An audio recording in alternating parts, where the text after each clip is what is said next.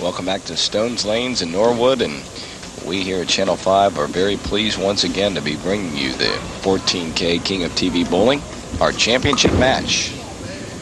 Doug Rickey up first on lane 17 and a rather auspicious start. This is, I guess, I'm sorry, Jennifer, go ahead. I was just going to comment that we've seen a lot of these combinations, 2-8, 2-8-5, 2-8-4, especially on that left-hand lane. Now, this isn't, you have to hit this just right, don't you, to pick it up? That's right. You have to go through the 2-pin to get back to the 8.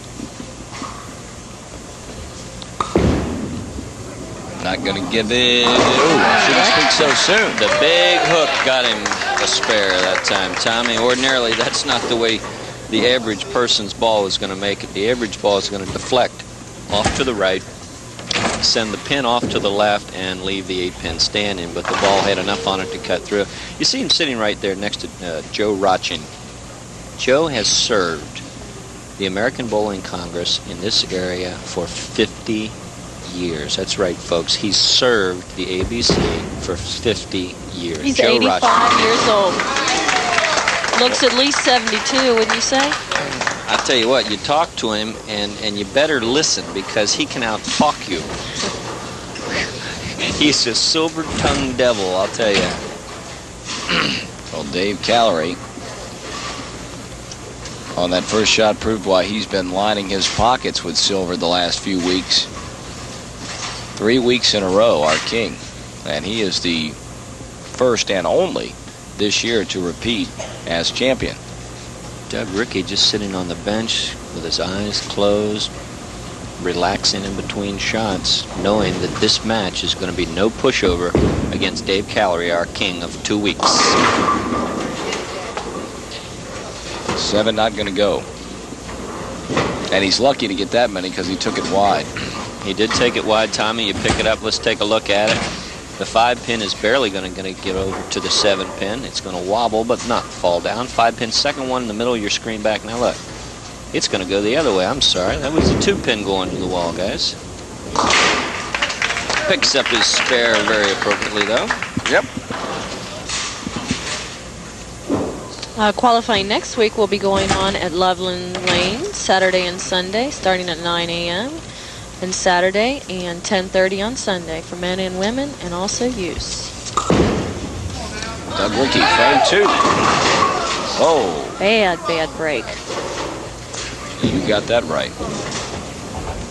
Advantage this game has got to go to Dave Callery. The experience, the lane savvy alone, advantage goes to him. The fact that Doug Rickey's bowled a game on this pair already normally would help, but he didn't throw that big of a total. He kept it clean, and it was a good competitive match against Bob Rooney, but he's going to really have to pick up the pace to give Dave Callery a game. There is our first open frame of the match. Bob Rooney had the misfortune of having 3 of those in the last game, and it cost him dearly. And I think that's even more important in this game for the reason you just pointed out, Dave, up against a competitor like Dave Callery. And I would imagine, and Jen maybe, and I'm sure you can answer this as well, David, having been a king and a queen, once you win for 2 weeks, at least that, you start to get that confidence like maybe you can't be beaten. No doubt about it. Riga Kalfas proved that last year. He was king, what, like 6 or 7 times? However, it is nice to come up the ladder, which is what the Kings have done every week up until Dave Callery repeated last week. They've come from the bottom of the ladder, and they've all shot like 730, 740, coming all the way up. So that's kind of an advantage to knowing the lanes and playing them for 3 games and then coming in. That's a good. That's go. a good point, Jen. He just missed it. Threw the head pin around the 10-pin, but nevertheless, he's back-to-back opens. As on the national tour, their show 2 has also experienced where the tournament leader has only won 1 time. And coming up the step ladder seems to be an advantage. The familiarization with the pair that you happen to be bowling on always helps. But again, Dave Callery has just got so many years of experience behind him. I think he's got the lanes tuned in. He's going to keep the ball in play and let the youngster make his own mistakes. The television show will be taped at Hyde's Lanes on March 19th. And we'd like y'all to come out and see it, and it'll be starting at 8 a.m. And you can take a chance on winning the 14K Golden Ball contest, which will be up to $700. Ooh, good. I want to get in that. No, you're not allowed. Not allowed. Not allowed. I didn't see Hey, I meant to ask you, by the way, I understand, David, just chatting with a few of the folks out here today. You have a new nickname, Roadmap? They got to you, didn't they? Yeah. Yeah. We'll get into the explanation, maybe one of these weeks. We'll tell you about that. He's not touching it. Not going to touch it. Some bad footing there for Callery. Oh, what the heck. Nothing to talk about on that shot. It wasn't that good anyway. Now, Thursday night, it's been kind of a joke with a lot of the local bowlers for a while. I make some weird moves, and it's all based around mayap on the lanes. Well, Thursday night in my league, I made a move, but I didn't write it down on the scores table.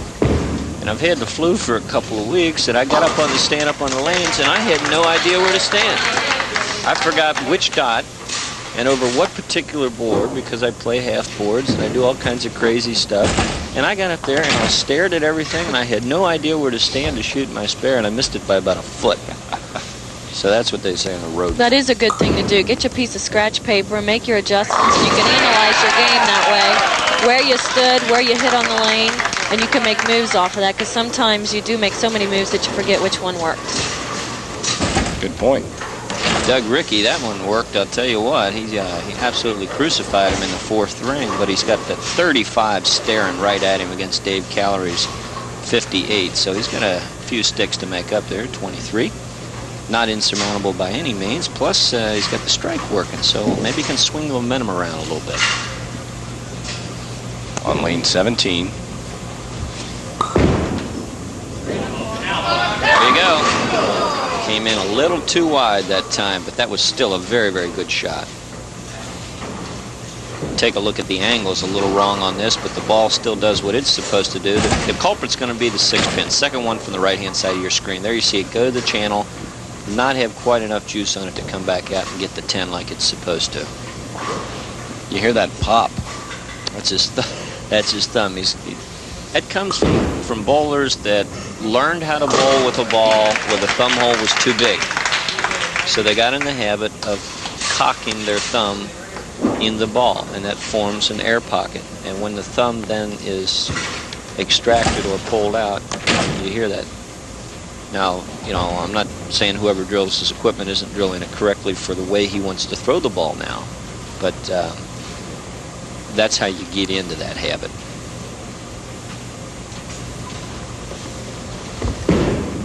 Dave Callery, right lane. Looks good. Looks excellent.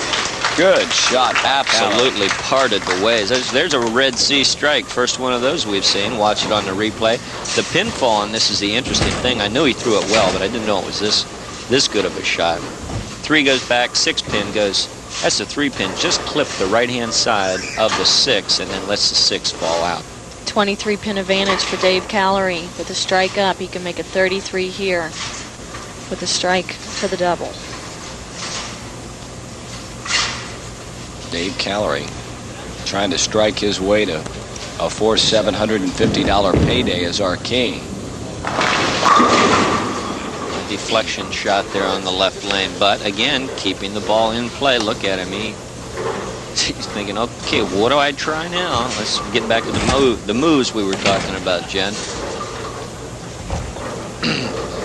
I might not be surprised to see him try a different ball. You know, you see him pick up a different ball now to shoot his spare. But maybe even just try his first ball next frame on that left lane. Whoa, whoa, whoa. You know that's what's going through his mind as well. Whoa. He almost runs out of territory here. His ball is falling off into the channel. It just barely, as you see it right there, clips the 10-pin off. That's about as close as they come. That's right. It's as close as you can get and still make it. What a break for Doug Rickey on the right lane to keep him involved in this match with a trip 4-pin. Let's pick it up here on the replay. Pin you're going to see do the damage is the 2-pin. Head pin goes straight back. That's the 2-pin going to the wall. 2-pin wedges in between. Well, it doesn't even go in between. It bumps just both the 4 and the 7 at the same time. Keeps Doug Rickey at that 23-pin area. Advantage. Rickey strike up, but he's got a lot of territory to cover. He can cut it to 13 with a double right here. It's in the area. Nope. We have seen that more times today, I think, just like we mentioned a couple of weeks ago about the missed spare shooting. We have seen that 10 standing more times today than maybe all the telecasts combined this year. Oh, no doubt, Tommy. No doubt. I think you could go back and probably replay 7 or 8 shows and not find this many 10 pins. And again, the players haven't found the area of the lane where they can strike consistently and still play their games. Now, like I said, Dave Callery, I wouldn't be surprised at all to see him make a ball change on the left lane next frame, just to see what happens. I mean, you almost, well, if you're up in the match, so I guess you're still going to play safe. But if it was me, I'd just like to see what would happen. It's frustrating leaving 10 pins all the time. Well, we'll see when he steps over onto 17. Right now he's on 18. Working off a spare in the 6th. Had 98 in the 5th. Rickey 75 in the 5th. Wow. Was that the Brennaman factor? We're going to start getting you. No. We've already got enough of that around here. That's right. Klekamp. 89 is your year. Unsaddled me with that thing the first week when you weren't here, Tommy. I took the opportunity early. Yeah, absolutely. We haven't seen quite the high scores that we had previously on the King. Now, don't quote me on this, but I think it's right around a 224 average. I don't have my stats from the first 2 games. I'll add it in. But still, a fine 224 average. Dave Callery's going to stick with the blue hammer on the left-hand lane. I guess he feels like he wants to protect his lead, and that's not too dumb a thing to do when you consider $750 on the line. We'll see if he leaves that 10 again. Not on this shot. Not on this shot. No. Went with a more direct shot and absolutely fried the rack in half. You can see it halfway down the lane. It's a different shot altogether. Look at this. Look at this release change he makes. Now he hacksaws the 5 right there. Boom! Into the 7 if it were still around. Wow, there you go. There's the years of experience. A change in release, a change in roll, and a change in ball reaction has put Dave Callery in the driver's seat.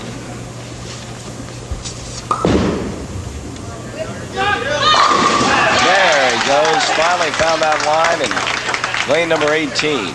No 10 standing there. I'll watch this one, Tommy. I tell you what, kid's not scared. Don't go away. 1-3 pocket gets filled up. No deflection. 10 in the pit. Every pin doing its job, and Doug Rickey is not going home.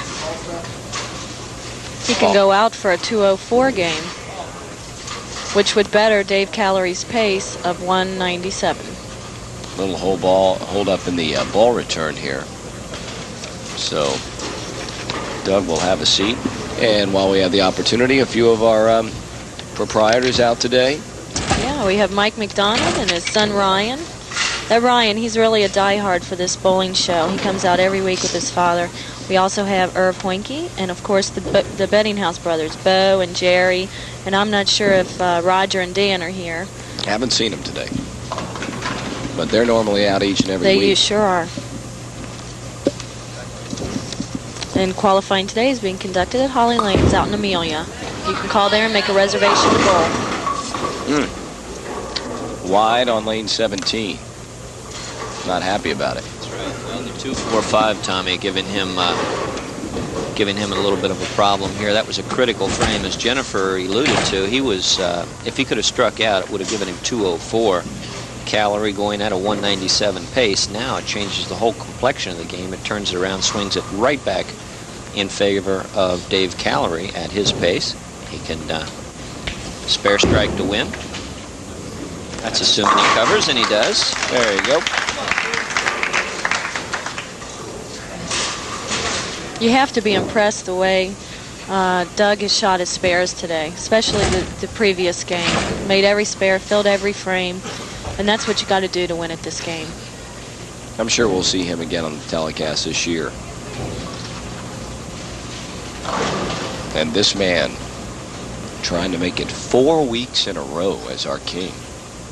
He is in the driver's seat, just keeps the ball in play as he's been doing, and this one is there. Look out, boy, did he get a break. As you say, just keep the ball in play, Tommy.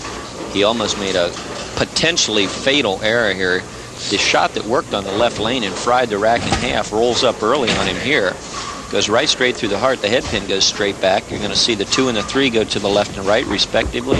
And fortunately for David, the 7 pin goes out late. But at least it goes out.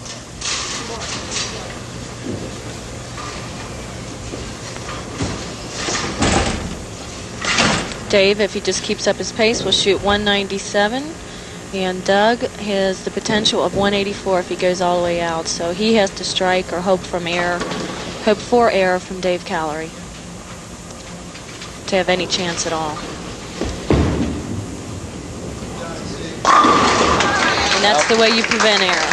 That's right. That's the way you end it early. He'd have had to have a bad count and miss them all, but Dave Callery puts the match away and collects another one of the big 750 checks. Dave is 38 years old, an assistant controller at Cincinnati Time. He bells over at Bellwood Lanes in northern Kentucky, and a long list of merits and awards to his credit. Shots like that have given him those merits and awards. And he wants to finish out in king style with 10 more in the pit, as he'll step over, or he'll stay on 17. Riga Kalfas this week from Crossgate hit a 721, which was just a few pins shy to make the roll off.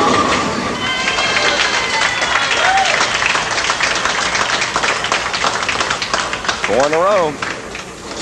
Chalk it up for David Callery.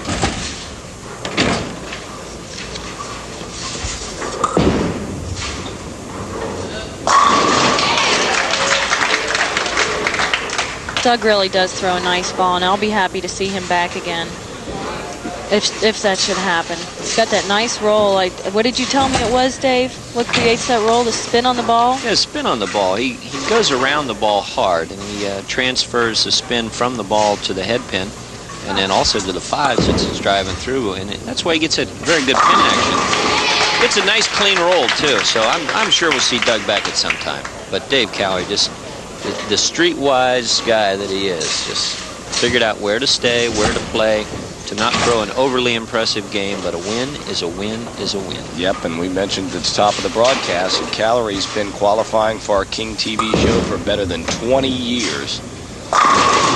And for Mr. Rickey, it was his first in over 10 years. Callery moves on, and we'll chat with him in just a moment.